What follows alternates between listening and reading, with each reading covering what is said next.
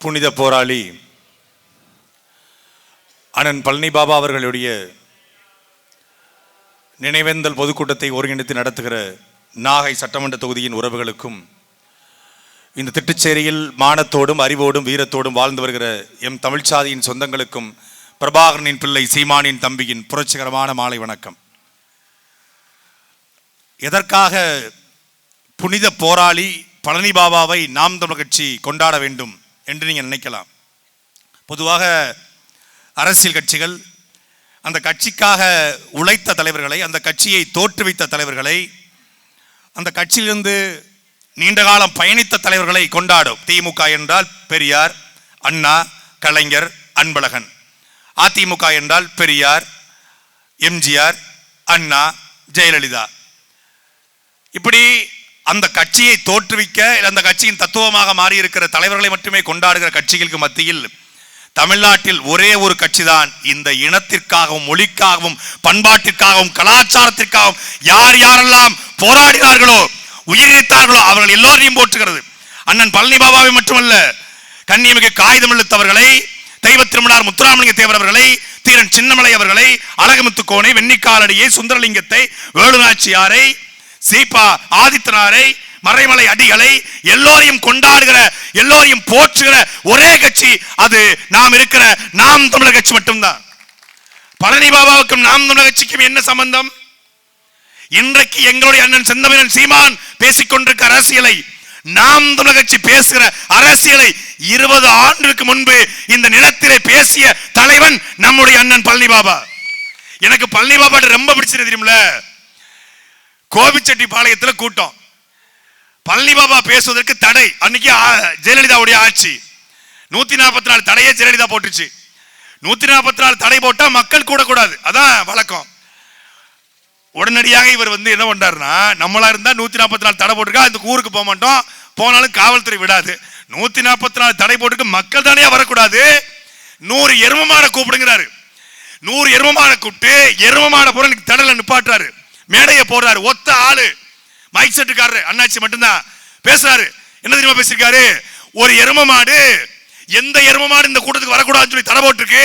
எரும மாடுனா புரியுதா உங்களுக்கு? அன்னைக்கு யார் முதலமைச்சர்? ஜெயலலிதா.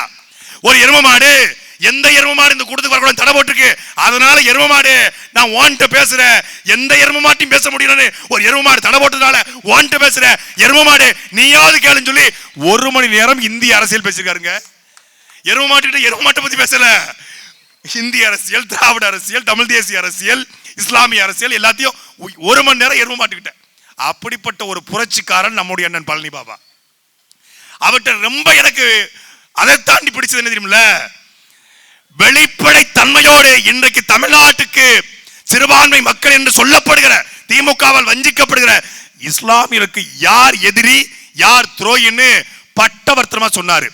பழனி பாபான்னு பேர் சொன்ன ராமகோபாலன் வகைராக்கு எரியதை விட சில பேருக்கு கண்ணுல கார சட்னியை ஊத்த மாதிரி எரியும். ஏன்னா பழனி பாபா தான் சொன்னாரு, ஜெயலலிதா நெஞ்சிலே மிதிக்கிற எதிரி, கருணாநிதி முதுகலை குத்துகிற துரோகி என்று சொன்னார்.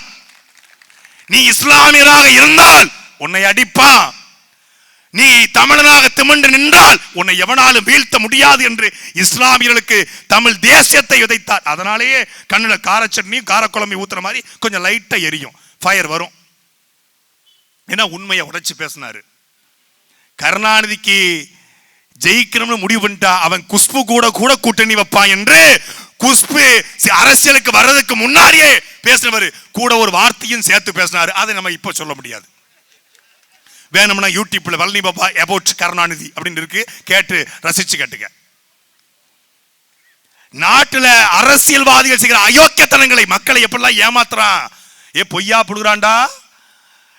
நேரு பெரிய செல்வந்தர் தான், ஆனா பழனி பாபா சொல்றாரு நேரு பெரிய செல்வந்தன் தான். இந்த காங்கிரஸ்காரன் என்னமோ நேரு கேம்பிரிட்ஜ் பல்கலைக்கழகத்தில் படிக்கும் பொழுது அவங்க அப்பா நேரு மேல பாசத்துல 4 வாசல்லையும் 4 காரை கொண்டு பாட்டி வரான். நேரு எந்த பக்கம் வருவாருன்னே தெரியாதான். வலது பக்கம் ஒரு காரு, இடது பக்கம் ஒரு காரு, பின்புறம் ஒரு காரு, முன்புற கார் நிக்குமா. பென்ஸ் காரா லண்டன்ல. அவ்வளவு பெரிய பணத்துக்கு சொந்தக்கார நேரு காங்கிரஸ்ல போராடி இந்தியாவுக்கு சுதந்திரத்தை வாங்கி கொடுத்தாருன்னு காங்கிரஸ் கட்சிக்காரன் பேசியிருக்கான். அதுக்கு நம்மால சொல்றாரு பழனி பாபா, டேய் நான் லண்டனுக்கு போயிட்டு வந்தேன், கேம்பிரிட்ஜ் பல்கலைக்கழகத்துல ஒரே வாசல் தான், 4 வாசல் கிடையாது முதிங்கிறாரு. பொலியா புலி போய் சொல்லு, ஒரு அளவோடு சொல்லுங்கிறாரு. எப்போ 1994 நாம ஹைஸ்கூலுக்கு போயிட்டு இருந்த காலகட்டத்திலே தமிழ் தேசிய அரசியலை, இந்த திராவிட அரசியலை உடைத்தறிந்தவன் பழனி பாபா. அப்போ திமுக வலிக்க தானே செய்யும். என்னைக்காவது ஒரு நாள் இதே திராவிடத்தை ஆதரித்து பழனி பாபா பேசியிருக்காரு, கருணாநிதி மாதிரி பேசியிருக்காரு. ஆனா என்னைக்காவது திமுக இருக்கிற எவனாவது ஒருத்தன் பழனி பாபாவுக்கு நினைவு நாள் என்று ஒரு முகநூல்ல பதிவு போடுறதாக வரலாறு உண்டா? செய்தி சொல்லு.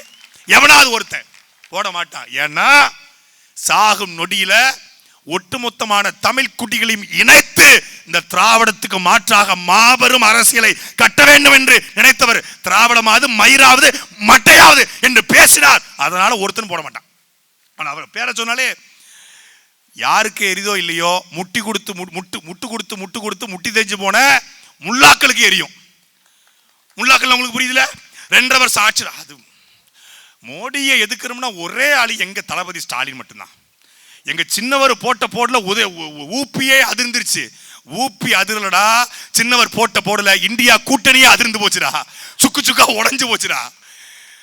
இந்தியா கூட்டணியில் இருக்கக்கூடிய முக்கியமான தலைவர்கள் எல்லாமே சனாதன ஒழிப்பு குறித்து நம்முடைய சின்னவர் இளைய ஜமீன்தார் மரியாதைக்குரிய எங்கள் அக்கா காளியம்மாள் அவர்கள் சொன்னது போல ஆரூர் சோழன் என்று அழைக்கப்படுகிற அந்த அன்பு கரசன், அறிவு கரசன், அழகு கரசன் அந்த உதயநிதி பேசிய பேச்சை கண்டிக்கிறான்.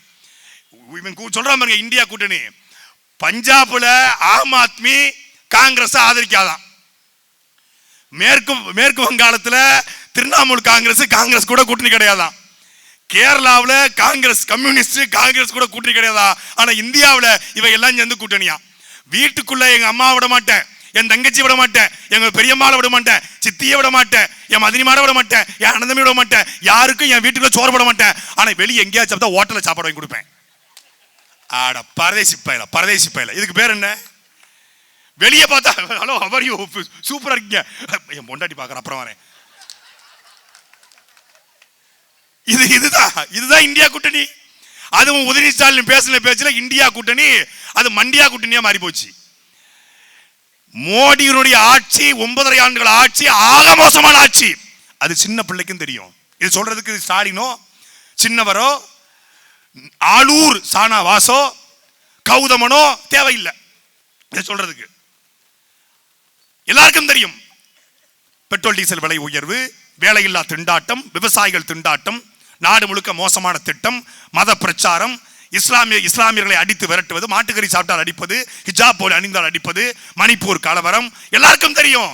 ஆனால் இவ்வளவு கலவரங்கள், இவ்வளவு மோசமான திட்டங்கள், இவ்வளவு மோசமான ஆட்சியை பாசிச நாசிச ஆட்சியை நடத்துகிற மோடி எதிர்த்து காங்கிரஸ் நடத்திய இந்தியா தழுவிய ஒரு போராட்டத்தை மானமுள்ள காங்கிரஸ்காரன் அந்த கூட்டணியில் இருக்கிற ஒருத்தன் சொல்ற பார்ப்போம். ஒருத்தன் பாரத் சோட்டா யாத்ரா. பாரத் சோட்டா யாத்ரா என்ன? இந்த சோட்டா யாத்திரை ஒற்றுமையை வளர்க்க போகிறார்.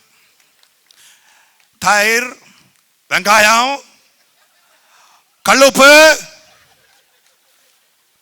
बहुत अच्छा है, कदम हो गया, चलो कदम हो गया தான். ஒற்றுமையை வளர்க்க போறாரு, காங்கிரஸ் வளர்க்க போறாரு. பார்த்தா மயிரை மட்டும்தான் வளர்த்தாரு ராகுல் காந்தி.